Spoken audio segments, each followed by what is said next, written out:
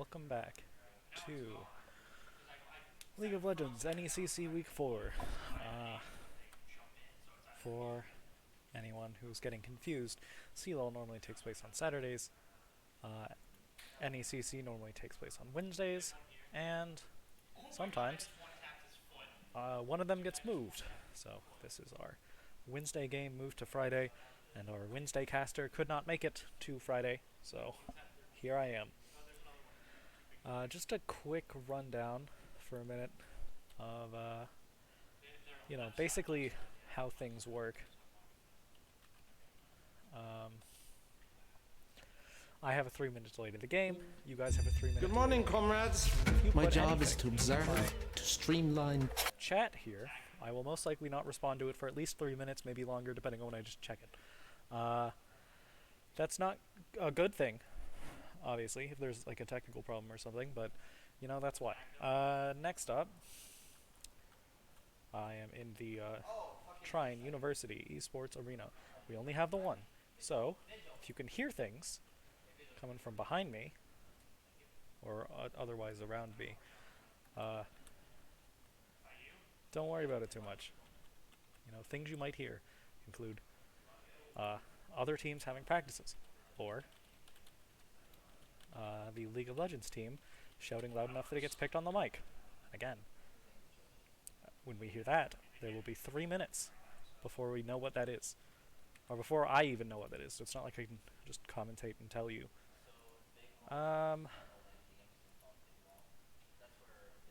What else? In other news, we are streaming our next CLOL game tomorrow. So join us for that. That's going to be CLOL Week 7, I believe.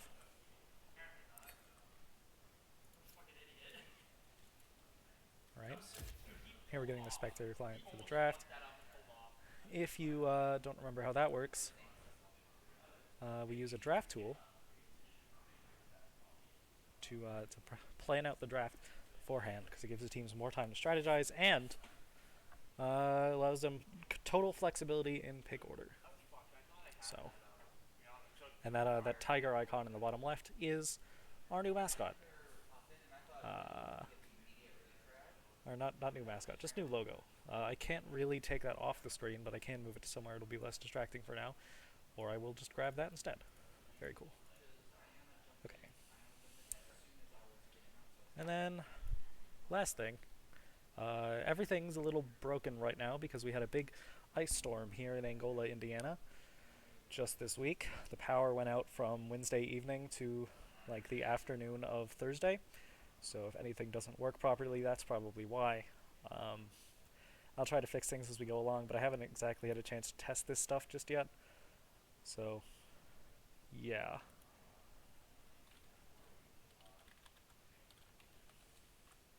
Good morning, comrades. Probably not going to another crash. Sometimes the League of Legends client does crash, but we've been on a hot streak of just like actually getting into the game almost no problem. So let's just try to keep that one going. I can close that. Alright, well, now to get into like the actual League of Legends of it.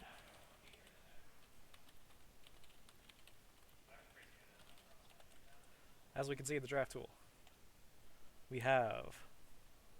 let me resize that so it's a little more visible. And there we go. From Trine, we got Yone ban, Zac ban, Azir ban, all just very good right now. Azir, I think, even got buffed this patch. Zac is on the nerf list for next patch. And Yone is just generically strong if the other person knows how to play it, which I assume BU Shield will. Trine has picked Jarvan for Sivir and Victor. They picked their jungler, mid laner, and ADC, which means their 2 picks left are the top lane and support.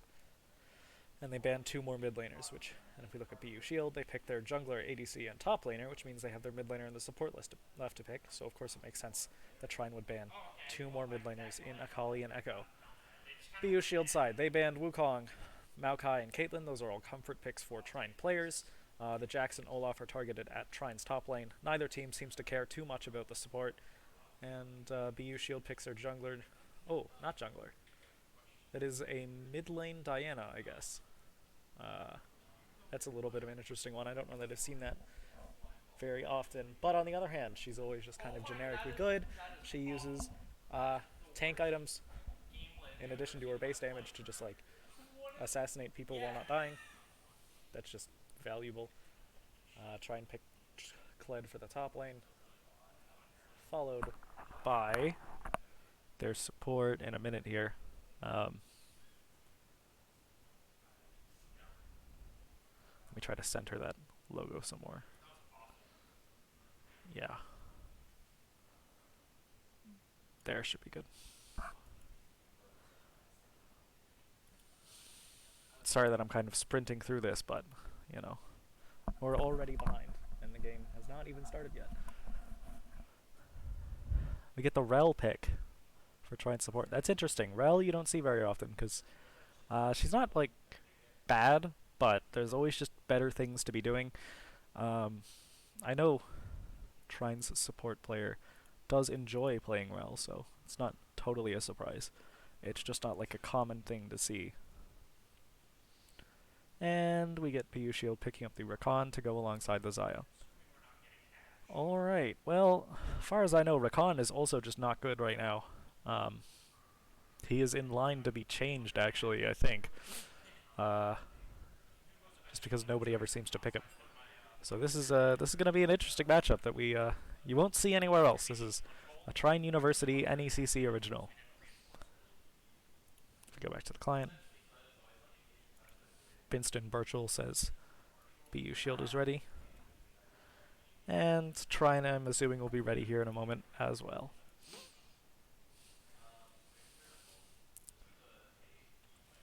Something to add would I guess be that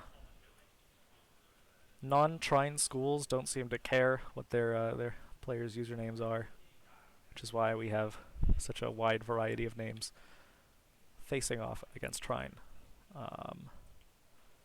Big Gay Stingray, Chungman 33, Indigo, CMU, and Bidston Birchall.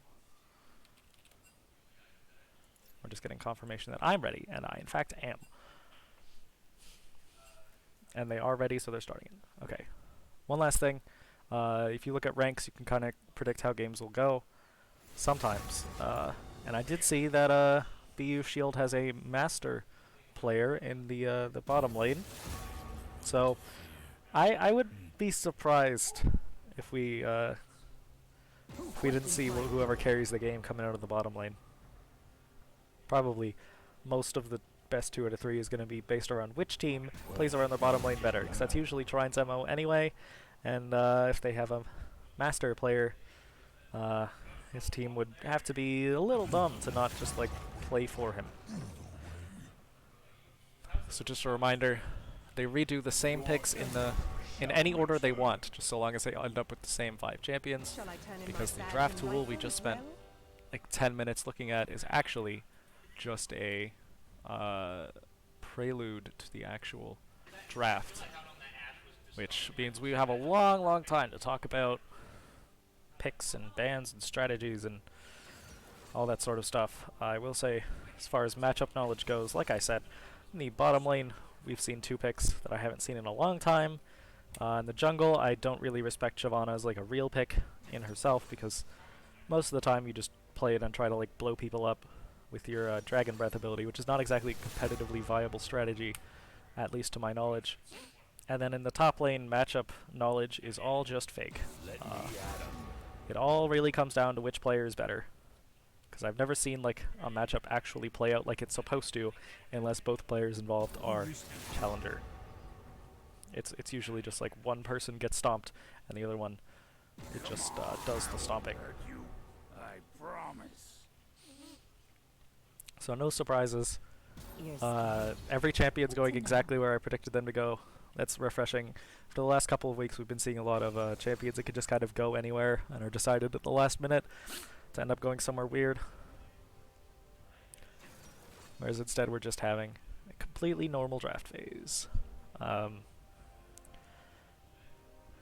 Another thing, normally in Trine streams, the transparent logo is on the bottom right instead of the bottom left.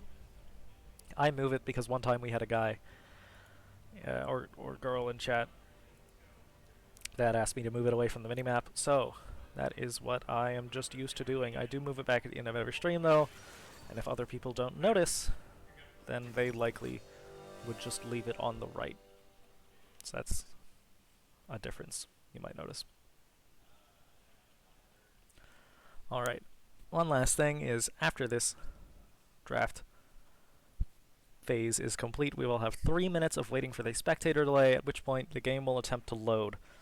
If the game does not load, there are a variety of options. If it crashes the computer, the stream will go down for like roughly 5 minutes on your end, and I will have to restart at some point in the middle of the game. If the game loads and it goes to a black screen, then that's just on your end. I will have to fix that as soon as I notice. I'll try to check immediately, but you know, sometimes it just slips through the cracks. So you might have a black screen for, I think 15 minutes is my record. Other people have gone even longer without noticing. And finally, if the game just decides to kick me from the lobby, there will be no stream because you just can't reconnect to games you were spectating, which is not the best. But you know, just fair warning. Hopefully that one doesn't happen. That's by far the worst way this can go. But, you know, we can cross our fingers and hope. Victor versus Diana is the only matchup here that I really feel comfortable giving a take on, because I've seen Victor in almost every matchup, because it's Trine's pick almost every time when it gets through. Victor will attempt to play safe, not die, and just scale up into the late game. Meanwhile, Diana is looking to do pretty much the same thing, except also has kill pressure, so I'm expecting Diana to take a commanding strategy in lane at least, especially if Shyvana comes to help her out. So late game, it's really a toss-up who's going to do their job better, but early game, Victor's not going to be able to do much of anything, I think. Jarvan, I believe, comes online faster than Shyvana does, which means we will see a lot more action in the early game from Trine than we will in like the mid game from Shyvana. And in the top lane, like I said, basically everything's pretty much a skill matchup, although I know Trine's top lane player plays just a ton of Kled, or at least used to, so definitely solidly practiced on that champion. In fact, if you're a long-time watcher of the stream, you might notice that Kled gets banned constantly, and that's because no team Trine is playing against wants to risk it, unless they like fully believe their top laner is better, or just simply didn't scout Trine out good enough. In the bottom lane, Xayah outranges Sivir, so and Rakan outranges Rel, so I'm thinking BU Shield will have an easier time poking Trine, but that could really go either way. I can't really predict that. Sivir might have more early damage, which could lead to like early action on Trine's side. All right. In 35 seconds, we will hope that the game loads properly. And again, if it doesn't, and the stream goes down, just wait 5 minutes. I'll be back up. If there's a black screen, you can still hear me. I'm sorry, but it might take me longer to notice and fix that. And if the stream doesn't go down and we don't get into the game, then I will simply turn off the stream. Because there's nothing to do in that situation but wait for game 2. So I will come back for that, rather than sit here talking over a blank screen. Alright, so let's get into it. Right about now.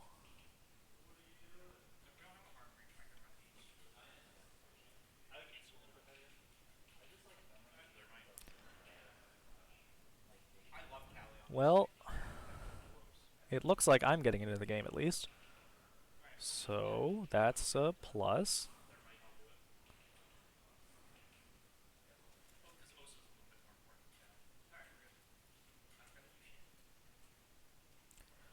A little bit of a delay here is totally normal and fine. And then here we are, yeah. Okay. Let's see if sound and everything is working alright. Looks like it is. Fantastic. No technical issues this time. Alright, so. Things to take note of before the game starts. Up here in the corner, Kled has taken Teleport and Ignite, which is very aggressive, but is less safe than just taking Flash. It looks like Trine are entirely just trying to group up and kill Darius early, which is going to be really funny if it works. I don't think it will. Oh, actually, if they do this right, they could have a chance. Yup. Darius almost gets caught out, manages to flash out. That's why Flash is so helpful. Just to get away from something like that. Trine certainly happy to just take a Flash for no resources. Plus the first strike gold on the victors, so just extra bonus. Other than that, everyone's taking pretty standard builds, I think. The Dark Harvest Sejuani, nope, the Dark Harvest Shyvana makes me think it is going to be the big fireball blow you up build, which we will see if Trine knows how to play against that very well. But you never really see that at like higher levels because it simply just stops working when people start playing a little safer. At least that is my understanding of why it doesn't see play. In the middle lane, two people poking each other back and forth as normal, although Diana is up 1 CS at the moment, which obviously means is the better player. Trine cannot come back from this. 2 minutes in and they've already lost. Meanwhile, Rel just taking a bunch of that free harass. That is, in fact, why Rel is not played very often now, is because she can't really do much against people who just keep hitting her and don't stop. In the middle lane, Victor winning back some amount of pride, but is ever so quickly falling behind in CS. So, you know, skill difference and all that. Seeing the same thing in the bottom lane. Trine are just being beat all across the map. They do get the Xayah flash though. That is actually legitimately important. Not just sarcastically proof of skill issue. In the top lane. Oh, actually, I guess we're looking in the middle lane now. As Diana nearly just kills Victor. If she managed to get the engage like that off again, Victor might actually just die. Meanwhile, in the bottom lane, we're seeing a kill attempt on Rel, except they just barely can't get it. Xayah does not have flash, and Sivir's just going to keep hitting her with her passive that gives her bonus movement speed. And the Ghost. We're going to get the Rakan flash. Sivir trying to kill the, oh yeah, flashing for it and getting the kill on the Xayah. And then Victor, with help from Jarvan, getting a kill in the middle lane, except BU Shield does get a return kill on to Sivir in exchange in the bottom lane. Meanwhile, Sejuani just gets soloed by Kled in the top lane. I'm not really totally sure why, as Kled tries to continue the fight and kill Darius, having to get out, but of course he gets out with no problem by shooting a big gun, which comically launches him backwards over the wall, much like in an early cartoon. I am just rambling at this point. I mean, after the blackout ruined my schedule for this week, I've kind of just been completely out of it, and I'm sure that is coming through now.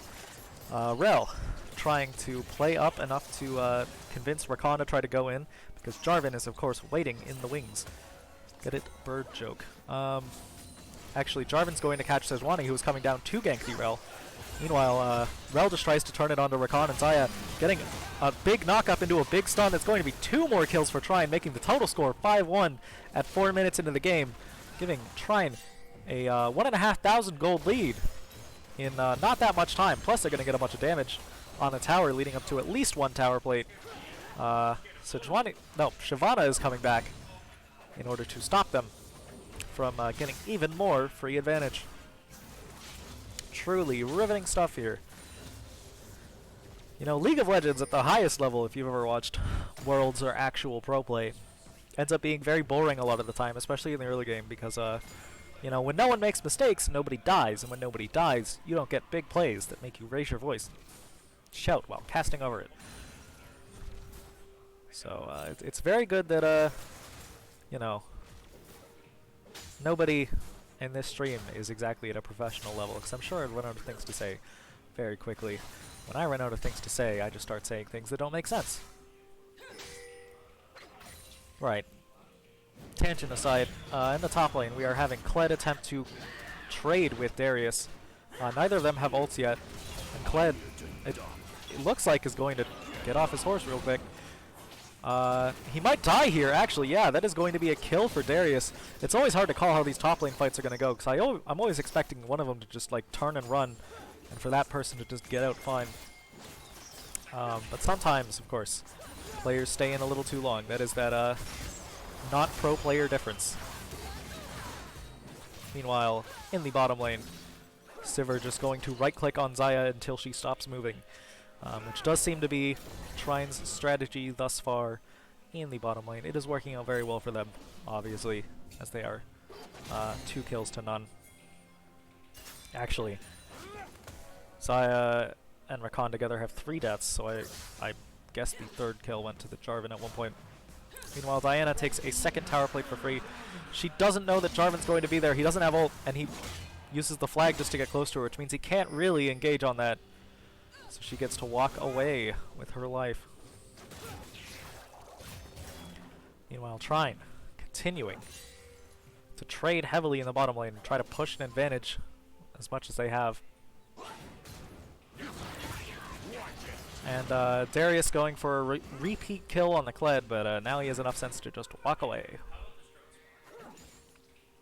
As Rel sits in a bush, scaring off the opposing bot lane from walking close up. Actually, with the Hex Flash, she manages to get in and just barely knock up the Rakan for a bunch of free damage.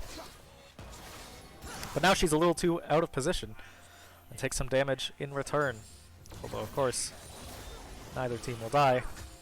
And nothing more will probably happen until at least 15 minutes. Xayah and Rakan have been pushed back to tower, though. Which is, overzealous players diving towers is how most kills in these games happen.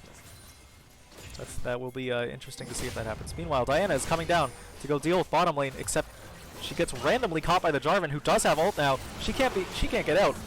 He just jumps on her head. We see the Shyvana ult, but she gets caught out as well and instantly evaporates under Victor's various lasers and techno-mobobs. Meanwhile, in the top lane, Darius tries to flash engage. It works, but it wasn't really worth it. He does not get the kill. And we did just recently get a dragon for BU, but I don't think the camera flicked to it at any point. I'm assuming Shyvana probably did that on her own. And in the top lane, more fighting. Darius gets a little overzealous and dies first trouble. Meanwhile, in the middle lane, Diana tries to actually kill Victor on her own. For the first time this game, with ult, she might be able to do it, although Victor flash ghost out. He's not going to be able to actually escape, or is he? Yeah, he will barely make it out alive. Meanwhile, Trine's bot lane do not know they're standing on a ward. Rakan and Xayah might try to look for an engage, except the Rel flash comes out. I mean, if BU shield was a little bit better prepared for that, probably could have turned it into a kill, but they just kind of panicked and walked away, even though Shyvana was coming to help them. Meanwhile, Diana getting her 3rd tower plate of the game, simply by the fact that she has like plus 50% attack speed on a passive. That is fun stuff. Meanwhile, Jarvan coming to bully her yet again. His ult is not back up. He does not have another flag combo for a while, but he will just flash and take the kill anyway. That is solid enough. Score is now 9-2 at 9 minutes in. Trine has a 3,000 gold lead. And even in the bottom lane, both of Trine's players have their ults. Neither of BU's players do, except Shyvana will come down just in time to scare off the Sivir before she can kill the Xayah, who now has ult, which means she is safer for the rest of the game. Basically will not die in lane again, unless something really big happens.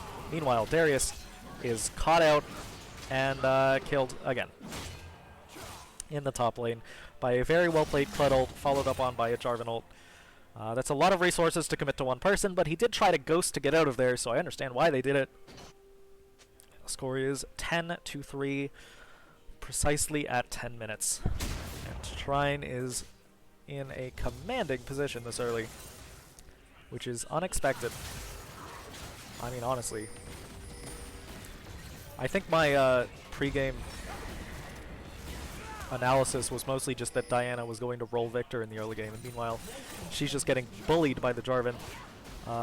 Same in the bottom lane where I said probably something along the lines of, you know, Rel and Sivir are going to take a bunch of harass they can't properly answer, which in theory is true, but, you know, in practice, doesn't really tend to work out that way, I guess. In the top lane, we see the Rift Herald dropped, so Trine can get the first tower at 10 minutes and 30 seconds. As Sivir and Xayah hang out in lane alone, and Rel and Rakan look for vision advantage anywhere on the map they can get it. Oh, Xayah does not know Rel is coming up. Has an inkling something might be going wrong when Sivir starts walking toward it, but, you know, they're going to try to catch out the Rel. She's just a little too tanky and heals a little bit too much for that to turn into a kill. Meaning, you know, both teams just took a lot of damage for no reason.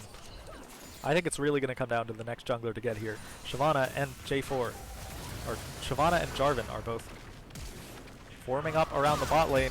In the mid lane we have a completely unrelated fight that results in Victor dying. So Shyvana is going to focus on the dragon rather than taking the fight to the bottom lane. And Trine either don't know what's happening or don't care to contest it this early. Because they definitely could. Actually, Shyvana's just going to get scared off by Jarvan walking up into the river at all. And Diana is going to take a tower after killing Victor successfully for the first time this game, I guess. You know, given the power disparity in the early game in that matchup, I'm surprised that didn't happen more often. And now, more of Sivir nuking a wave and hitting the tower. That is the only thing the character does. Before like 3 items, at which point she'll blow up an entire team. The score is 11-4. I know I keep repeating what the score is, but just in case you can't see those 2 big numbers at the top of the screen for any reason, I want to keep you updated. You know, for having 7 more kills than BU Shield, Trine only being up 5,000-ish gold is a surprise. I would have expected it to be more. Meanwhile, in the top lane, we're seeing a fight between Darius and Kled. But Darius can't really... Oh, with the flash managing to dodge the Q, he gets the kill, just completely outskilling Trine's top laner. That really could have gone either way until the last minute. I wasn't sure who I was supposed to be rooting for. And now we have every non-top lane player on both teams just forming up around the bottom lane. Because there is a dragon up. And that's all that matters. There's nothing else on the map to fight over. We get the flash engage from the Rel, leading to an immediate kill on the Xayah. Jarvan tries to cancel the Shyvana ult with his ult, not knowing that that's not how that works. Meanwhile, Diana gets caught out in the middle of everything, trying to make an ult play, but it's just barely not enough damage to get any kills for BU. So Trine is going to get this dragon. They're probably going to get free damage on the tower, and if Rakan stays, they're going to get him too. He has the good sense to just leave. But now, Trine is going to get another 2 tower plates at the least, and when tower plates fall here in a second, they might just finish off this tower when it loses something like 100 resources, or 100 resistances. Sorry. Yes. This is going to be the 3rd tower of the game. 2nd tower Trine is taken. Jarvan's taking blue buff. Xayah's coming up to contest. Shyvana's coming to back her up. But he's just going to run away. As will the Sivir.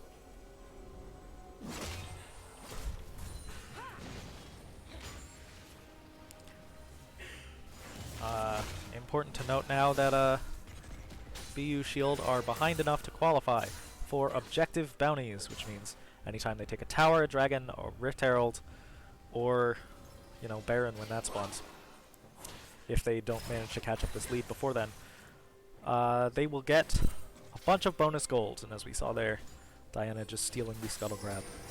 That'll give her good vision control, give the team good vision control if the next Rift Herald to spawn. But of course, you know, Rift Heralds don't really matter as much as Dragons and Barons do. So, as far as objectives Trine can lose vision control of goes, Rift Herald is definitely not the worst.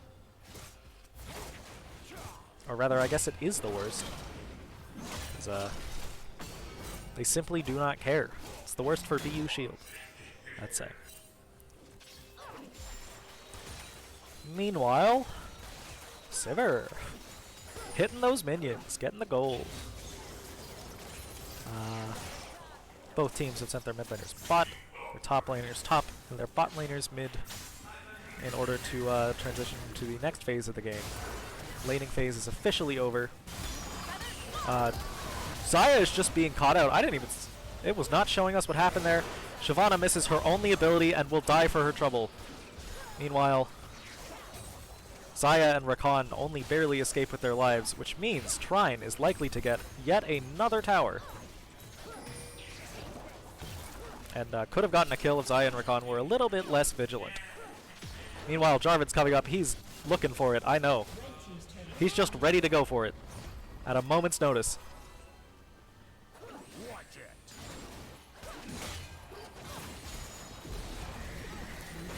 Unfortunately, BU Shield doesn't walk up enough. And then even with the vision advantage I spent so long talking about, BU Shield do not get the Rift Herald. Try and get their second one of the game and use it on more top lane towers. We're going to actually get it to crash twice, as both members of BU Shield who came up to contest it were too focused on the Kled, which means they lose 2 towers for nothing, actually. I don't think they got literally anything in return. The Kled ult is only on a cooldown of, I think, like 80 seconds right now, so that'll be back up before any major objectives are.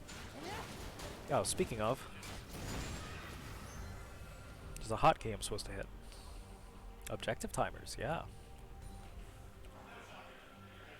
Alright, so as you can see, the next dragon will come up in 1 minute and 40 seconds. It will be the Chemtech Drake. It will be the 3rd one of the game. That's important because that means the soul is Chemtech, which is whichever team has it deals more damage and takes less damage while at low health. I think in an objective sense it would be more useful for Trine to have probably with Kled and Jarvan. But, you know, both teams would want it. Both teams want to stop the other one from having it. It'll be hotly contested, I'm sure. Also, I have been quoting numbers for dragon passives that apparently are wrong. They buffed them, and I did not notice. So, I believe Chemtech Drake went from like 6% tenacity and slow resist to like 9%. So, each individual dragon is more impactful. Like, Hextech Dragon for Trine is like 8% attack speed, 8 ability haste, which is some formula you're supposed to plug it into to figure out how much cooldown reduction that actually is, but, you know, for our purposes, let's just call it 8. And Cloud Drake just gives a bunch of movement speed out of combat, I think.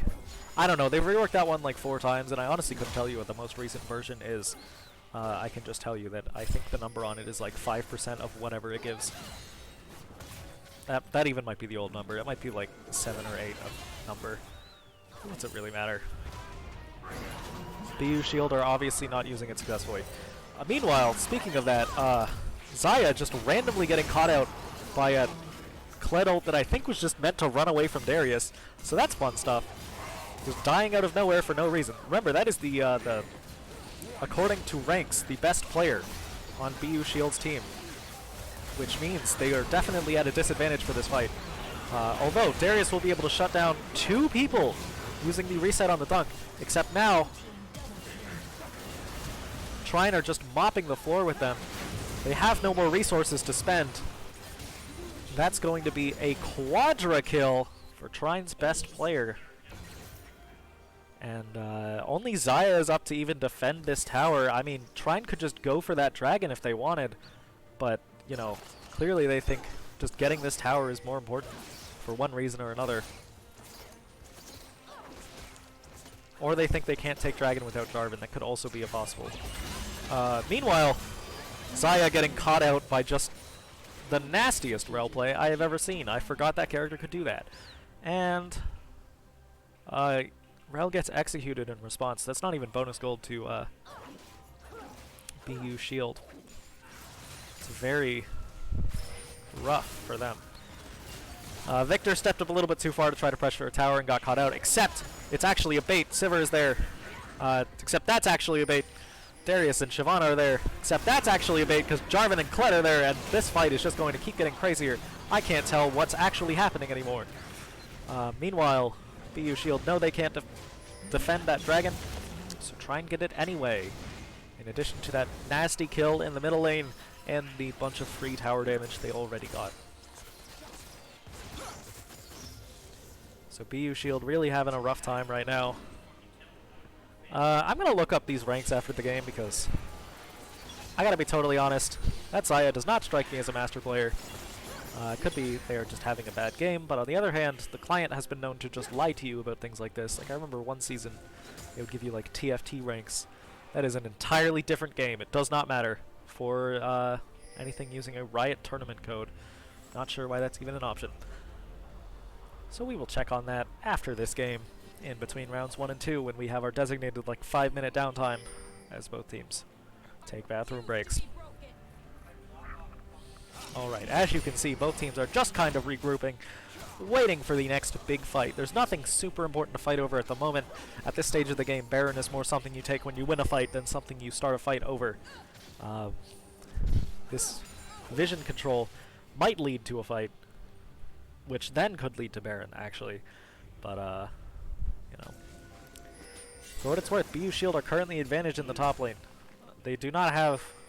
there's roughly equal vision, but Trine do not have their 5th player up here just yet. And, oh, Xayah catching a Jarvan ult to the face and immediately dying. Okay. It looks like that's enough of an advantage that Trine's going to start thinking about taking Baron, or at least thinking about taking Baron, and taking vision control of behind the pit. Meanwhile, Jarvan removing the blast cone. Yes, they are going to start. No, they are not going to start Baron. They're just going to do all the things you do before you start Baron. I guess just as a bait to try to convince BU Shield to engage unfavorably. Meanwhile, Darius has gone down to contest Kled, which means it is now a proper... It would be a proper 4v4 if Xayah were here, but she's not, which means currently Trine is advantaged. Kled, of course, can escape Darius at any time by just pressing his ult in the opposite direction. Meanwhile, Trine have finally decided to actually start taking the Baron. Diana's looking for something, but she whiffed a Q. Rakan's probably going to have to set it up for her. Meanwhile, Shyvana just jumps over the wall and steals it. Oh, good stuff. She dies for her trouble, and now 2 more members of BU Shield's team are caught out, except that Diana ult in the middle of everyone does just a ton of damage. BU Shield now has 2 people that have the Baron buff, so that steal wasn't totally worth it. It's down to 1 person. That was a 4 for 2, although they did get the Baron, so it's really more like a 4 for 3, leaving the score at 26-9. Definitely a low-scoring game for BU Shield. Nothing to be ashamed of course. And even then, the gold difference is not so big that it couldn't be made back up. But they've really got to start playing better. No offense or anything, but the amount that this Xayah is just stepping too far up and getting blown up is, you know, not helping their chances of winning, let's say. Meanwhile, Trine has vision control of the whole river. Has taken 3 more towers, 1 more dragon, and 2 more Rift Heralds. Although, on the other hand, even if it was completely ineffectual, BU Shield did end up taking that dragon, or that Baron just now, so that is some value, of course.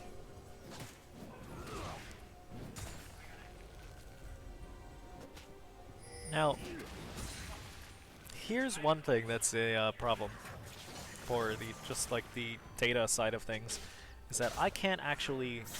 I'm pretty sure I won't be able to search up the Xayah's actual account, because it uses a special character, which is an E with an accent mark, that I am pretty sure the statistics website I default to most often will not allow me to use in their search field. Meanwhile, in the top lane, we're seeing Kled versus Diana, the battle of the century. Diana barely gets the kill.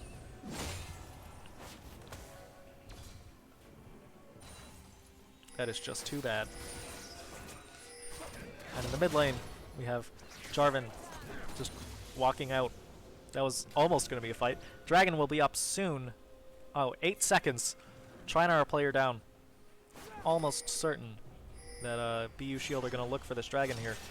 And if they do, Jarvan will have the opportunity to steal back an objective. Yes, they are on the dragon. Trine does not have proper vision, and they can't really walk up with the Darius there, and it doesn't look like they think they can cut him off from the rest of his team. So it looks like instead they're just going to try to take a free tower in the middle lane, which, you know, might work, except Shyvana's coming around on their flank with Rakan too. Although he fails the dash over the wall. So we're just going to have both teams forming up around the middle lane for an objective push that won't happen. And Darius has realized he can just sort of walk at them. What is Trine going to do about that?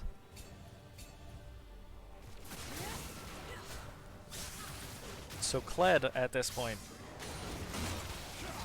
has kind of fallen off. I don't think he can 1v1 anyone on BU's team except like maybe Xayah, but if she's ever alone in a place that Kled can reach her, that at that point is just the mark of like a horrible misplay. Diana is in the bottom lane, which means Trine is technically advantaged, plus if Kled just ults into the middle lane, Darius probably won't be able to follow him quite as fast, which means we could see Trine going for a pick in the top lane here, or in the mid lane here. But of course that would make sense, and so does not happen. Instead, we're just going to continue our stalemate as Diana beats up some towers in the bottom lane, and Victor finally shows up to contest before she can take an inhibitor.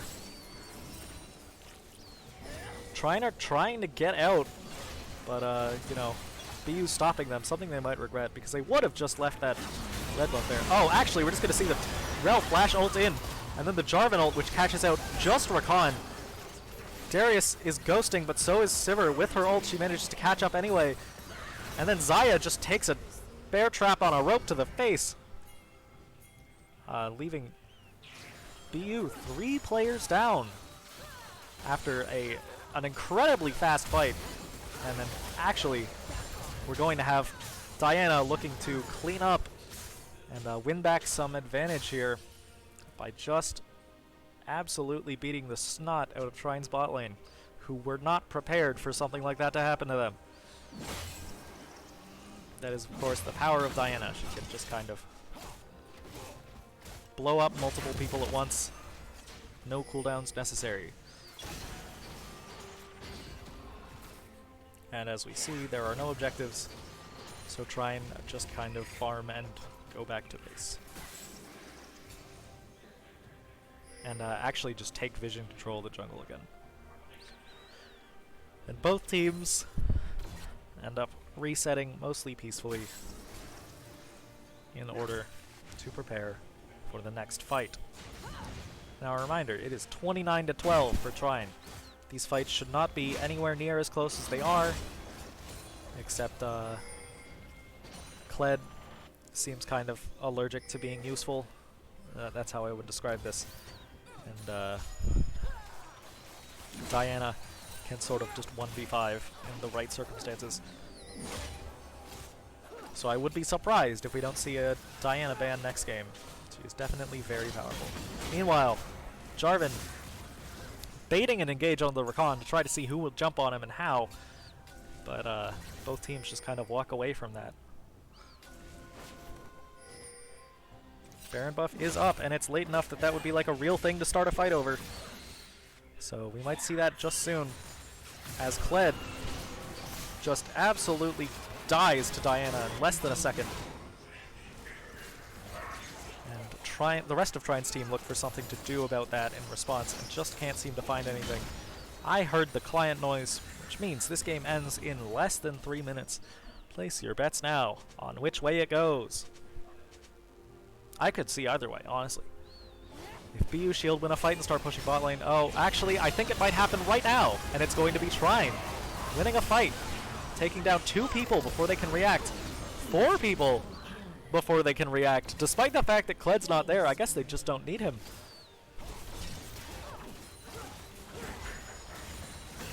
And Diana trying to do what she did before, but, you know, it's just not going to be enough. It's a little bit too little too late. As she takes a bunch of free damage, but so does Sivir. Dragon will be up soon. Baron is up now. They really can't continue pushing. I really figured that would end the game. Well then. I'm sure they just get Baron and do something similar again. The Rel pick has really been helpful here. A lot more helpful than I predicted. And the Rakan was even less helpful than I had predicted. So, I suppose I don't know what I'm talking about when it comes to supports. I should probably... yeah. So that was just a spoiler. I myself didn't actually look at who won that. I was just making sure that I was invited to the next client, or to the next lobby, and I was, so we are good. Meanwhile, BU Shield going for Dragon. The Kled ult coming in. Oh, Rel's initial engage was denied. She just does a second one instead. And now, it's going to be another 2 people down. BU Shield did get the Dragon, but it's not going to mean anything, especially if their whole team just gets picked off one by one here. Sivir has a wave and is pushing into the tower, which means if Jarvan can distract Diana long enough, Trine will get their first inhibitor right now, and then possibly just win the game. Yeah, if I had to guess, Trine wins the game here. I mean, look at that damage. Oh, that is 3 inhibs down. I mean, if Trine doesn't end, I would have expected BU Shield to just surrender after this. But it looks like they are just going to end. As Diana just does a bunch of damage to prove that she can. And Xayah respawns just in time to stand next to the Nexus as it explodes. Alright. Well, that is game 1. Now we can go into game 2. I suppose.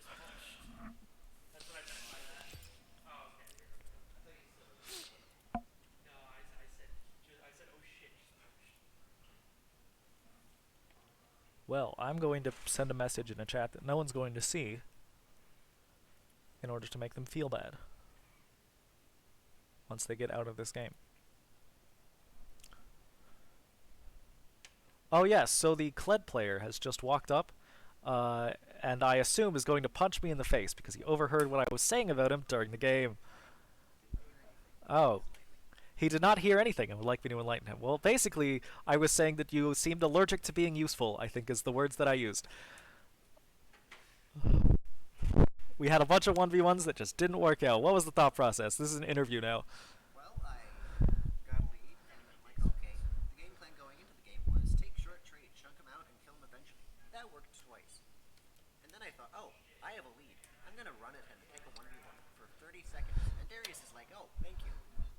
Okay, so for anybody who couldn't hear that, because I imagined it came through kind of quiet on the mic, the explanation was that he attempted to 1v1 people and it worked, and then he kept doing it and it stopped working, and then he still kept doing it. So that was really, that was a good explanation actually. That answers a lot of questions that I had. Second up, is this guy actually a master player? Because, oh my god, what?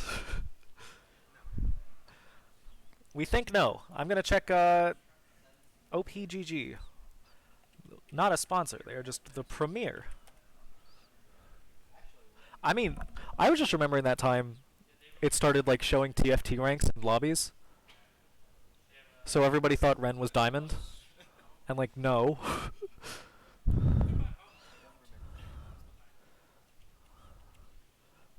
Let's see if I can just pull up somebody who doesn't have a special character in their name so that I don't have to figure out how to type that in. This guy plays mid lane? He's the top laner. He Well, it doesn't look like they practice together as a team very often. Or ever. Oh, wait.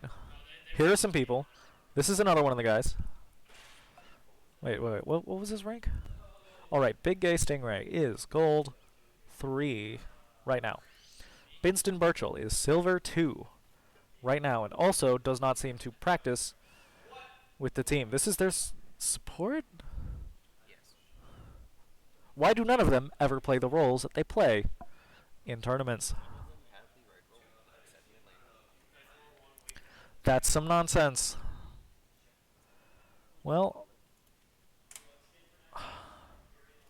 what about if I put in MLVC? Oh, he did just pop up. Congratulations to me. He is Platinum 2. Why is it saying he's Master? Rank flex. Unranked. Okay. More season tier. He has never been above Platinum. And the client has just decided to lie to us today. Actually, I wonder if I can... Does it show custom games in match history? Yes. Thanks for friends. Oh, there's no way to click that. Alright, so we're just going to try to figure out how this works. Is it see me you? Yes, it is.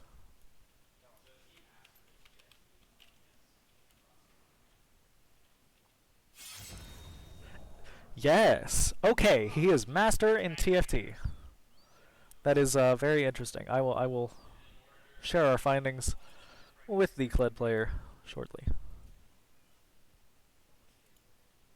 Now remember, you can't make fun of people for what's on the league profile, except if they use the Seraphine background. Then you're allowed to make fun of them.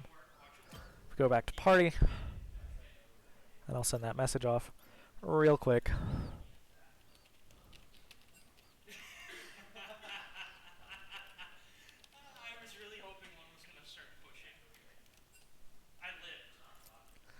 And I'll pull up the stream in order to make sure we haven't just been streaming with no audio this whole time. Working. And then he still kept doing it. So that was really, that was a good explanation, actually. That answers a lot of questions that I had. Well. Second up, is this guy actually a master player? Because, oh my god. What? We think no. I'm going to check OPGG. Not a sponsor. They are just the premier. I mean, I was just remembering that time. Okay, well, we're going to get some echo for a second, because I forgot that we get echo when I do that. But that is fine enough. We only have 6 viewers, so, you know, we're not exactly held to professional standards here. It looks like Trine is setting up the draft simulator right now, which is why... Yes! They just asked if I was good to go. Which is why I've pulled it up in advance. And both teams are now ready, which means we can see some amazing, hopefully.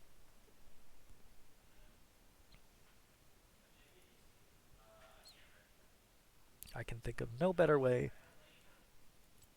to be spending my Friday afternoon than here with these people doing this.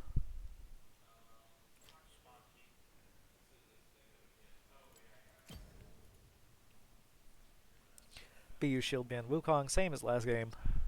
Trine is going to ban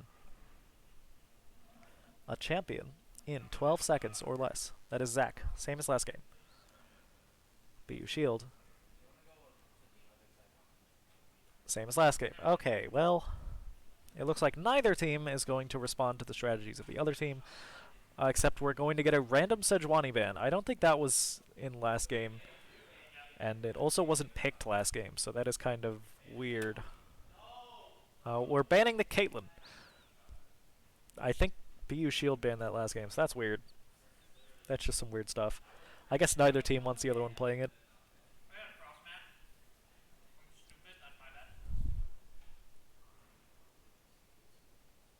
BU Shield has 10 seconds to pick their last ban of the first ban phase of Game 2 of NECC Week 4. And if those numbers make your head spin, I'm sorry. They banned the Sejuani.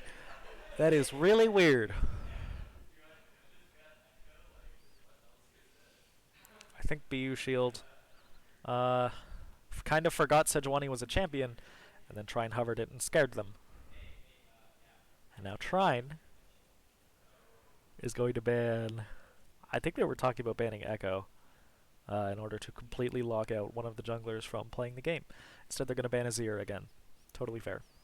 But that does mean they're leaving the Diana up after it was... Oh, they're going to ban Yone instead. They're leaving the Diana and the Azir up after Diana was the only thing holding BU Shield together in that last game. Bold strategy to just not deal with it. Especially since BU Shield's mid laner is apparently a diamond player, although we will find out about that shortly. Because I apparently can't trust these ranks anymore.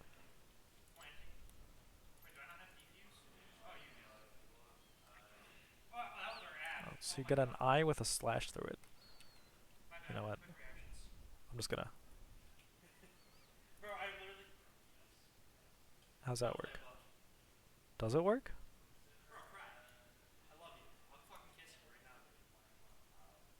Alright. Well.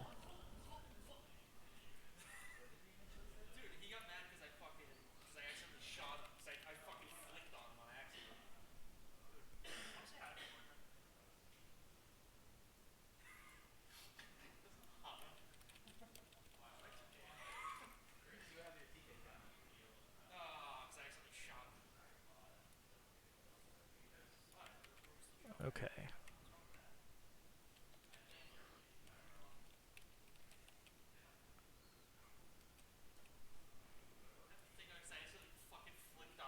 I saw someone run in, shoot, and I'm like,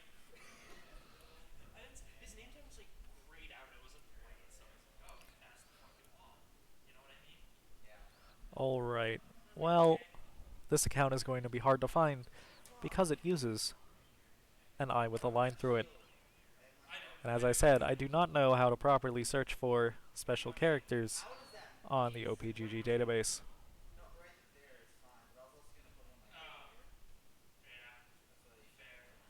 Well, back to the actual game.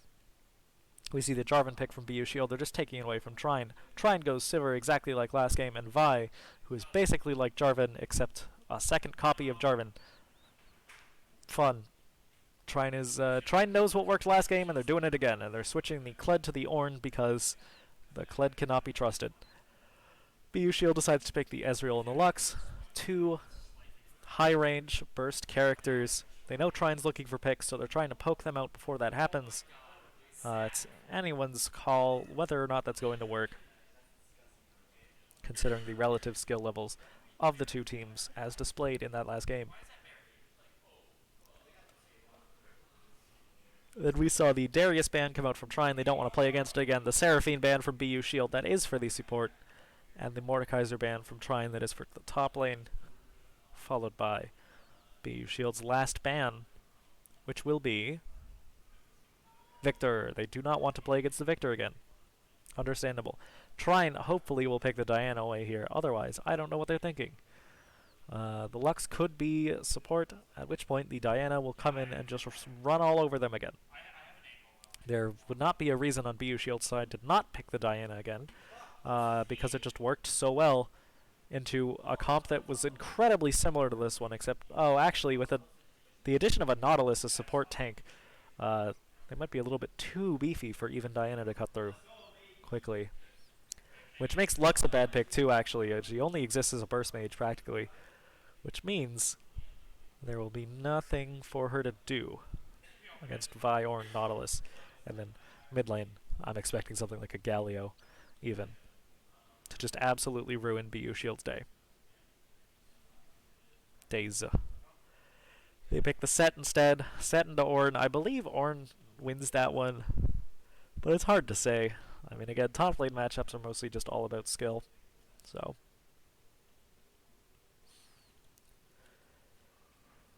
And then BU Shield With their last pick, which is the Vladimir for the mid lane. That is like a Diana that's harder to interact with. Okay. Well, I mean, I don't know why they wouldn't just stick with the Diana, but that's not exactly a bad pick, and we'll see why, I'm sure, later on in the game. As Trine finishes off their team composition with a mid laner, I guess. They do have the counter pick to the Vladimir, but there's not really a counter pick that exists to Vladimir, so we go with the Orianna instead. Another Victor style, very safe mage that just sort of explodes into the late game. Alright. Well. It looks like that is the end of the draft simulator, which means we should be seeing a proper draft here soon in the client. Binston Birchall says his team is ready. And Trine will say their team is ready very shortly, at which point I will probably go get some water in preparation for what is sure to be a very exciting Game 2 here at Trine University.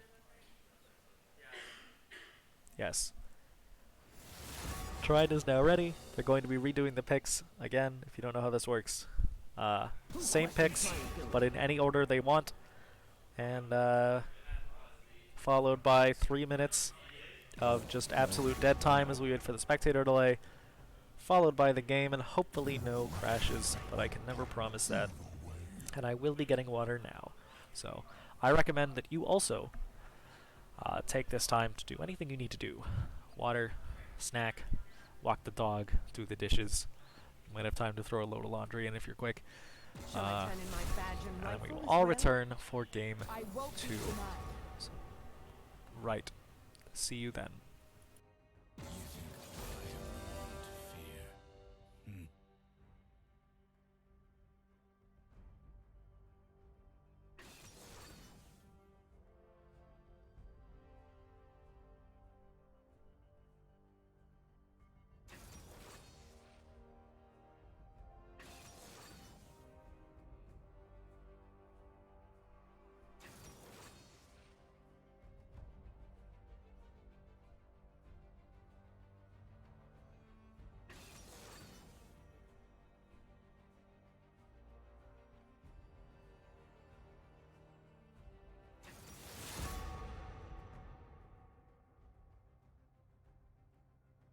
I do not tolerate cowardice.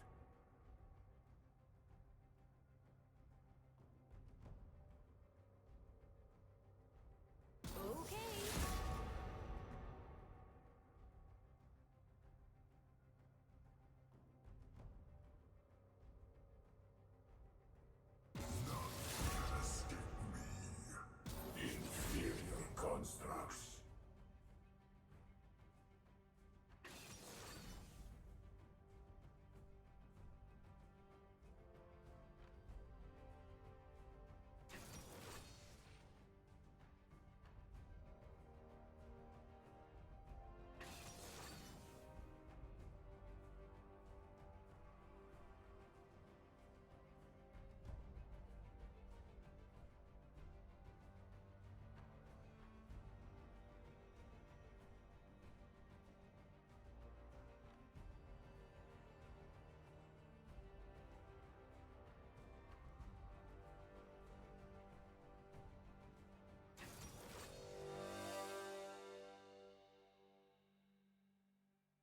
Alright, well, welcome back to 4 full minutes of sitting here doing nothing. Except, I guess, talking about matchups. Set and Orn, I've already said I don't really know how this goes. Oh. Are they just going to keep switching back and forth? Is that going to be a bit...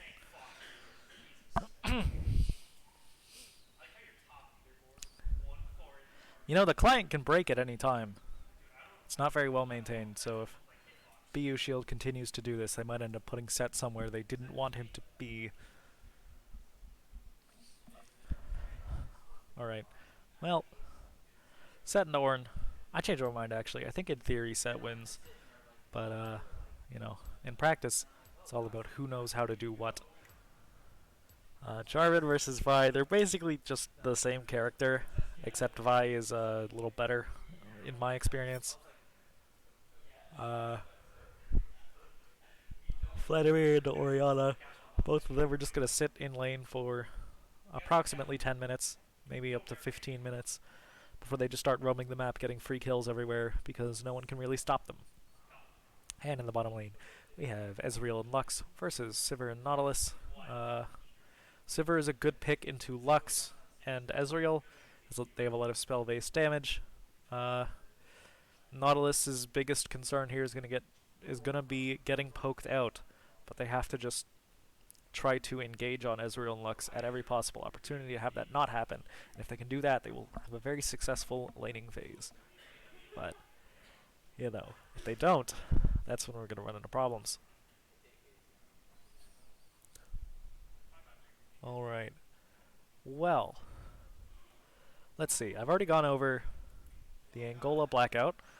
I've already gone over pretty much everything from last game I can think of. I mean, if I'm out of things to say about the game, why don't I just talk about not the game? You know? Because you 7 viewers are so incredibly loyal, I know you wouldn't leave just because I started going on a tangent about, like, water fountains. Speaking of water fountains, how much do you think it would cost to just, like, get a water fountain in a house? You know? Like, one of those, like, high school or university style, like, water fountains just, like, in your bedroom. Because I think I'm the kind of person that could get a lot of use out of that, just from not having to walk all across the house to get water at night or in the morning. I don't know, if it's cheap, I could definitely see myself doing it. Even if not, it might be like a splurge purchase, if I know I'm not going to move anytime soon. But, you know, that might damage resale value. I'm not sure how many people are actually in the market for something like that. But in theory, you know, that's a lot of utility for not a lot of space taken up. I guess you'd have to repipe part of the house to get water into the bedroom. So, that might be rough. But if you already have a bathroom attached to your bedroom, I'm sure it wouldn't be that much effort to just, like, put the pipe on the other side of the wall, right? Or I'm just crazy. Anyway, long story short, this game, I think we're going to have a lot of focus on the bot side still, even though we know that guy's not master anymore. Or even though we know that guy is not master, unlike what we thought the previous game. Now all the focus is going to be on the mid lane, just according to ranks and like who has the most carry potential, which means there's going to be a lot of focus on bottom lane, as mid laners love to just walk down to the bottom lane and attempt to take 2 free kills on both people down there. And we will get into game now. Hopefully. And hopefully I managed to hit the game capture button in time.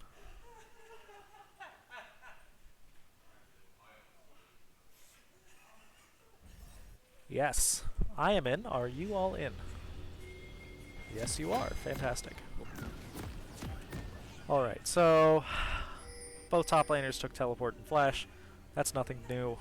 Trine, it looks like, is going to invade again. That'll be funny. I know what makes them tick. And other than that, everything's normal. I know what makes them Ezreal tick. doesn't really have a defined keystone that everyone takes, so you just kind of pick personal preference between press the attack, Conqueror, and First Strike. 30 seconds until minions spawn. Looks like this guy wants to use Conqueror, which is totally fair. Trine gets randomly caught in an attempt to invade, which warns Set to get the hell out of the jungle. I know He's what now makes going to them sit on her tick. tower until I minions know how to make spawn. the ticking stop. I know what makes them tick. I know how to make the ticking stop. And we're hearing Oriana's wonderful /joke emote Minions have on spawned. repeat, because Trine's team just loves to hit buttons even when they don't have to. I don't believe Trine has been a part of a series that has gone to Game 3, at least that I've casted, which is very helpful, because I don't think I could handle doing 3 games in a row, although I'm doing one today and one tomorrow, so my voice by the end of that is probably going to be very dead as well. for now, we have absolutely nothing happening except people farming.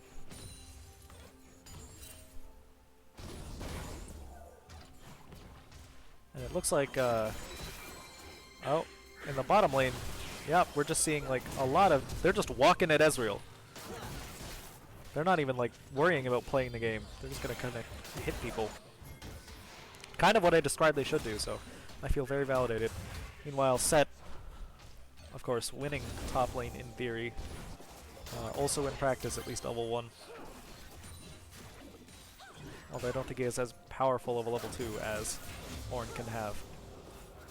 Meanwhile, Nautilus looking for a hook. So that will turn into a kill if it hits this time, and it just misses barely. Vladimir taking a bunch of damage, but of course he's Vladimir, he will heal it all back. And Jarvan is down in the bot side already. I don't think Trine knows, which means they might look for an engage here. Yeah, they're going to go in. Jarvan coming around the corner. The Lux flash to try to catch the Nautilus out, except she just barely whiffs it. And now Jarvan just goes a little bit too far in. Vi is here to clean up. It's going to be at least 1 kill for Trine. First blood on the Sivir. Probably going to be a second kill for a double kill for Sivir immediately 3 minutes into the game, making it 0-2. And with how many resources BU Shield has already spent, I imagine it's going to be more. There is no Ezreal flash, there is no Ezreal heal, there is no Lux flash. And now that it looks like they're trying to set up for a dive onto the Jarvan, it'll be interesting to see who they... Oh, it looks like Nautilus is going to tank it, except he's going to die. And now Trine on the back foot running away. They are out of resources, out of health, cannot continue to fight. But Ezreal and Lux don't have the ability to follow up and chase them just yet, so they will get out fair and free. There's 3 kills onto your ADC in 4 minutes, almost 4 minutes, even before 4 minutes, in exchange for 1 kill that went to the jungler and was on the support. So that is a, it's going to be a problem for BU Shield. Sivir immediately buys a Noon Quiver and a Dagger at 4 minutes in. That's just going to be a ton of damage coming back to lane. Meanwhile, Ornn trying to survive the set lane. Orianna, or Vladimir rather, trying to survive the Orianna lane. And it is still anyone's game. This is way too early to call anything conclusively. But on the other hand, Trine are definitely starting off on the right foot here. There are no jungle objectives just yet. None of them have even spawned yet, actually. Pull up objective timers again. So the first dragon doesn't even spawn until 5 minutes, so we will see that in like 20 seconds. It looks like Trine's going to immediately position around it. Vi's going to back and immediately come down to it so that they can try to take it as quickly as possible with their advantage. And right now, they're not even waiting for Vi to get down there. Trine has just decided to put Nautilus and Sivir on the case alone. And directed camera is staying on top lane for no reason, so I'm just going to switch that real quick. Yeah, so this is what's happening down here. I don't know why directed camera wouldn't just show this one. Vi is here in time to finish off this dragon, despite the fact that... oh, actually, the rest of BU Shield's team are forming up around to try to steal it. They can't steal it, but they do get a kill on the Vi. And now there's 4 people hunting down the Nautilus. I don't know if they'll be able to do that. Oh, actually, no, he just dies. Well, dang. That puts the score at 3-3, although Trine did get such an early dragon that it has time to become a big advantage for them over the course of the game. You know, -6 or -9% time spent stunned, or is it 6? I can never remember. -a percentage of time spent stunned or slowed will definitely be helpful into Lux here, at least. So that's just like, you know, pretty big in all honesty. And Set has a stun as well, so that's going to mean a lot for Ornn in the top lane, despite the fact that he wasn't really even there to like back it up.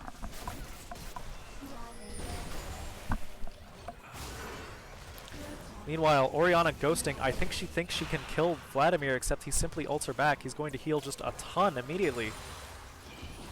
Oh, actually, she's just going to keep hitting him anyway. He gets the pool and the flash. He manages to just barely get out, but that was entirely too close for being a Vladimir at level 6.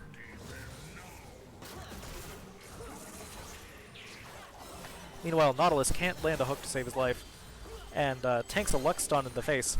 Almost dies, except he manages to just pull the Ezreal under tower.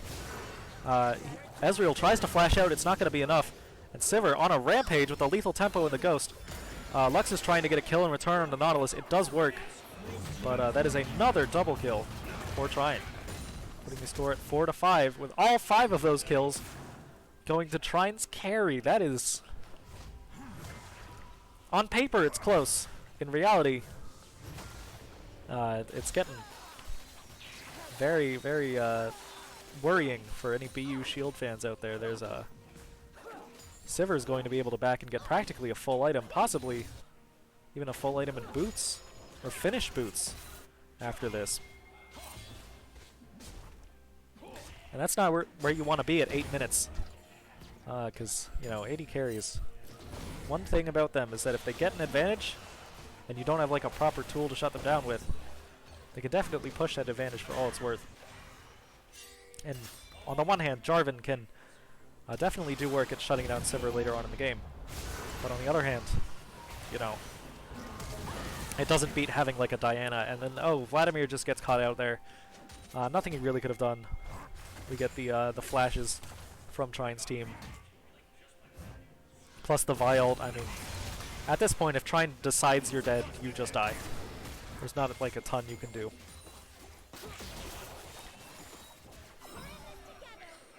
Meanwhile, Sivir opting to finish boots instead of finishing an item. That is interesting. I guess it was one or the other. I'm not sure why you wouldn't choose to finish your mythic item, especially this early when it's such a huge power spike.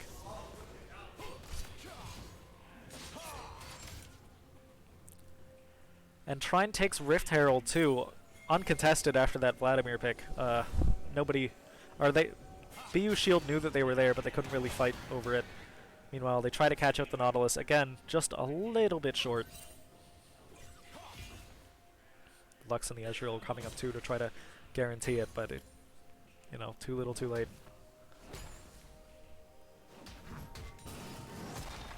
And in the top lane, we have Set just beating the snot out of Ornn. Except, it's not going to turn into a kill, it's an Ornn. You can't really kill him. And even if you do, he's a tank. It's not really going to matter. Meanwhile, just like a saucy Nautilus hook takes Ezreal in the bottom lane. He's going to die. It is a 6 kill for Trine's ADC. And Ornn continues to take damage. That doesn't mean anything.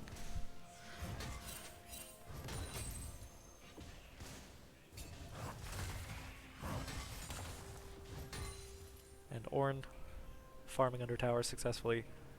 Sivir finishing an item at 10 minutes. Solid stuff.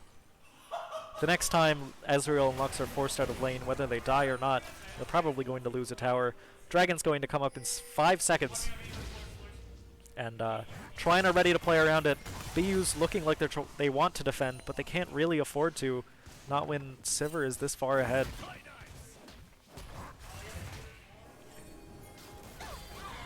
Meanwhile, Lux randomly getting caught out by the Vi. She manages to flash and get away. But, oh, just like the long-range Nautilus hook. Ezreal denies it with his E. That could have been bad. Basically, the next team to have a person die who's on the bottom half of the map will be able to get Dragon for free. Actually, the Vi's just going to drop Rift Herald so that they can force the Dragon right now, and BU will be too distracted to deal with it. Or just get a pick on the Jarvan first and guarantee it. Yep, that is going to be a kill for Trine. A return kill on the Nautilus from BU Shield. And Vi gets a little overzealous and ends up going down as well. Trine are now on the back foot, actually. Although, nope. No, actually, never mind. Sivir has an item at 11 minutes. This is a problem. She now has 9 kills. Dragon's still up. Vi isn't there to guarantee it. Jarvan is, but like, they're just gonna go for tower instead. As top lane continues to do nothing.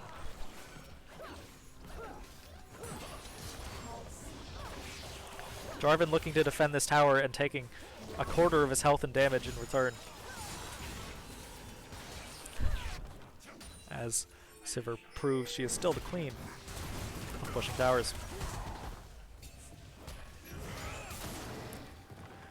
And now Trine is forming up around the dragon again. We're either going to see another fight or BU Shield is just going to let Trine have it, because I really don't think if they couldn't contest it last time, they can't contest it this time. That's my thought process. And they definitely couldn't contest it last time. It was only just because Vi kind of turned her brain off that they even managed to stop Trine from taking it already. And yes, that is a kill. Now we get Hex Gates. This one is an interesting one. The way that this changes the map is there are these little portals that spawn in bases and across the river. And you can use these portals to teleport to the linked one. Trine has a consistent issue of just like not using those at all. They just kind of forget that they're there, so it'll be funny to see that later on in the game as members of Trine's team just continue to walk out of the base. Or even members of BU Shield's team walk out of the base ignoring them. The ones in the middle of the map definitely see more play, but not in like a healthy or good way. More in like a I'm here and I'm horribly caught out, I'm just going to panic and click it kind of way. For what it's worth, it is effective when you do that. It's just not indicative of a well thought out game plan.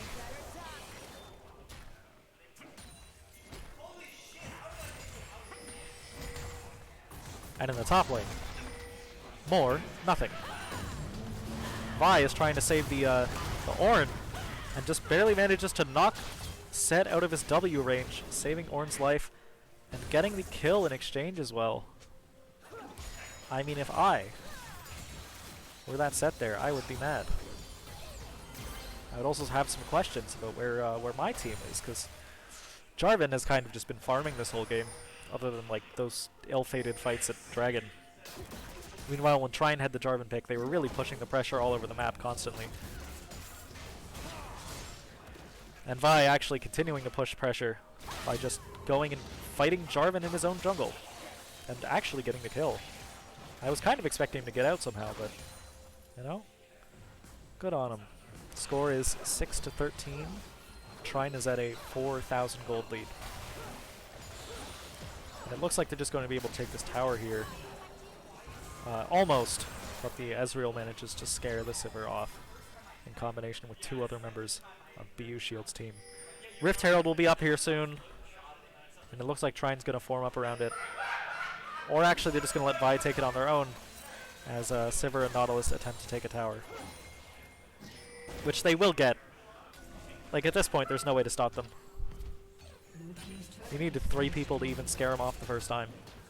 And everyone's left.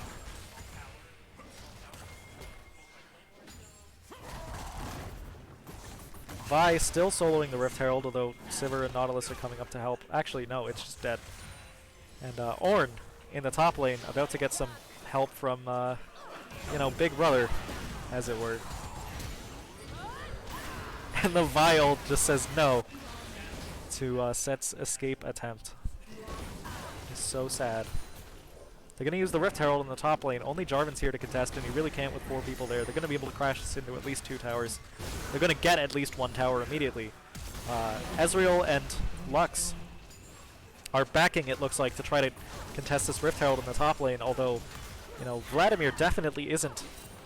And I think he's the most threatening player at this point, which should mean that Trine just gets a 2nd tower. 3rd tower taken of the game, and they've all been by Trine in like the last 5 minutes. They're going to crash in. Oh, no way. They're going to crash in the Rift Herald again and just get a random kill on the Ezreal, who steps a little bit too far up and catches a Nautilus hook to the face. That is just a ton of tower damage coming out. Set has finally respawned and is looking to like start a fight, except he steps too far up and gets hooked by the Nautilus. They try to turn it into a kill on Sivir because it's a huge bounty, but she has just too many flashes and safety and peel from her team to get out. Lux dies way under tower, and Trine's team just falls apart, feeding 3 kills to Set that he definitely should not have gotten, and giving Jarvan a huge bounty on the Sivir. That was a very big misplay. Probably going to come back to bite Trine later on. I'm not quite sure what that play was. Meanwhile, Orianna peacefully working on another tower. Dragon will be up in 15 seconds. Both teams should be ready to fight by then. So I imagine we'll see another fight over it. Both teams have been very focused on dragons this game.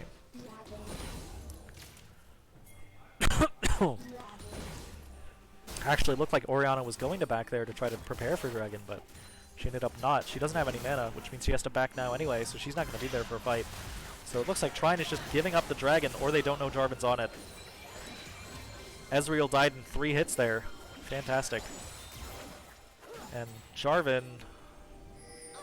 working on that dragon, but will it be fast enough without any sort of consistent damage there? Set teleports in. It's going to be enough, it looks like, as Lux just sort of stalls the... Oh, never mind. Vi just walked up slowly and down smashed, I guess. As Set sets all over... Oh, attempts to set all over Sivir, and it just doesn't work. This is so sad for him. Important to note that after that death, Sivir bought an entire second item, so she's even much stronger than she was at that last fight. She wasn't backing and refused to spend gold, so... Meanwhile, Ezreal looking for revenge. He finally gets it. But he has to flash in on the Sivir there. Catch her out. As Ornn takes the 3rd top lane tower at 18 minutes. And walks away. Oh, starts walking away, but is it really just a bait? It was not a bait. I think he just thought he could turn it a little more effectively than he did. The Ezreal no longer has heal, which is going to be a big deal in a fight coming up, I'm sure. Meanwhile, BU Shield using Hexates properly to increase their mobility around the map. So, good stuff. Score is 12-19. Trine has still a 6,000 gold lead. And has taken 3 dragons in a row. If they take the 4th one, they get a huge permanent bonus. Meanwhile, the first Baron will spawn in roughly 30 seconds. Normally, that wouldn't be something worth fighting over this early, but with Sivir being the way she is, I think Trine is going to be looking to play around Baron as soon as it spawns.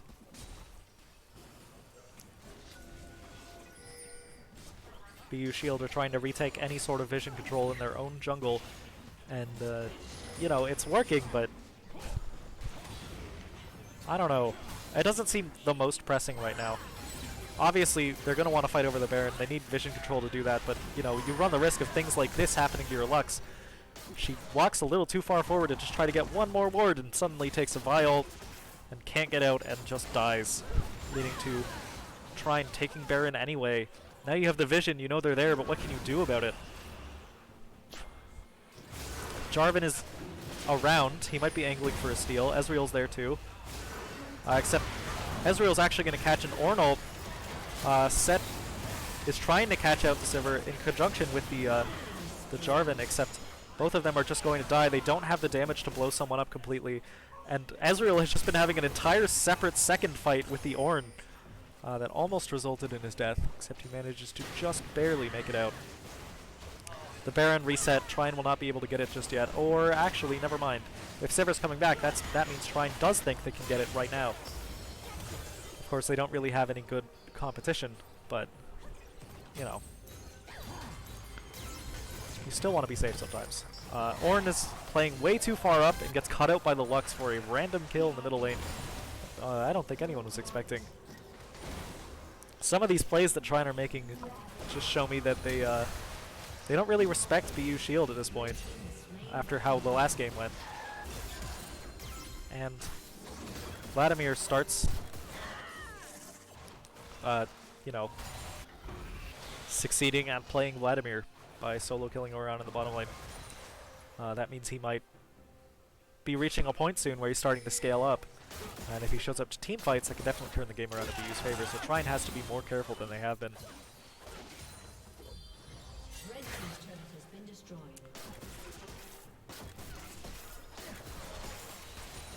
Although still worth noting, Sivir is an entire item up on her lane opponent, which is never a place you want to be, especially in the bot lane. That can spell doom for your whole team.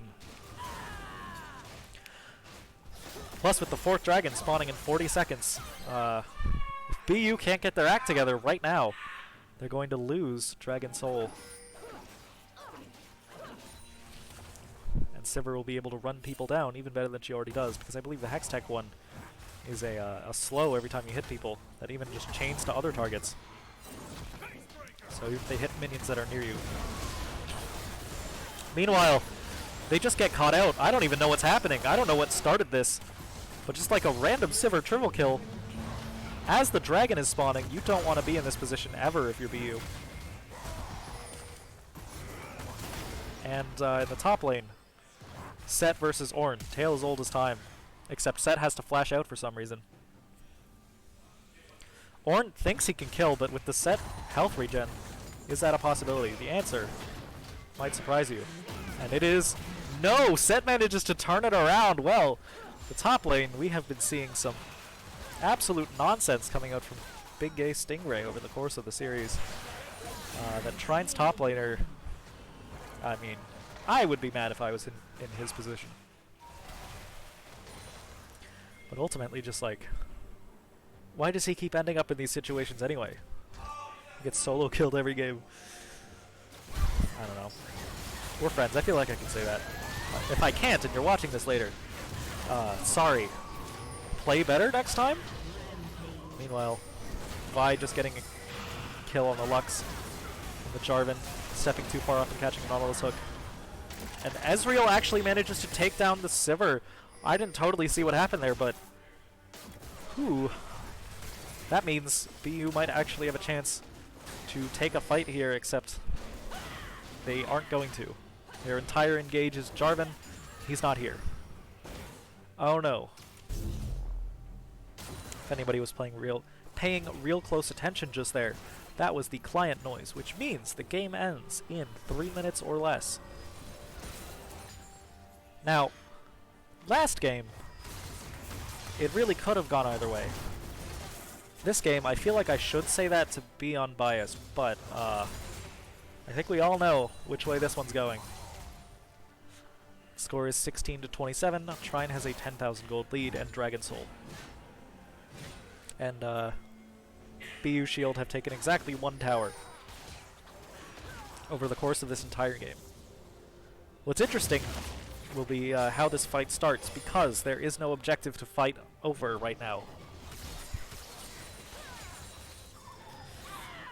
And apparently it's going to start by Vi just like walking at Lux until she dies. That's not even a real engage. She just decided to just do that next to Set. Hopefully she gets killed in exchange at least. No, she does not. Okay, well, that's kind of anticlimactic. I guess when you have Vile, any amount of far up is too far up. Oh, and there's the nasty Nautilus hook. It's not going to turn into anything, but imagine if it did. Sivir can probably just take this tower from under Ezreal's nose right now, as if she just presses W on it, he might just die. Yup, okay. The random Q just catches him out. That's going to be at least 2 inhibitors. Followed by a tower. And then a second tower into the Nexus, I assume. Vladimir's really going for it.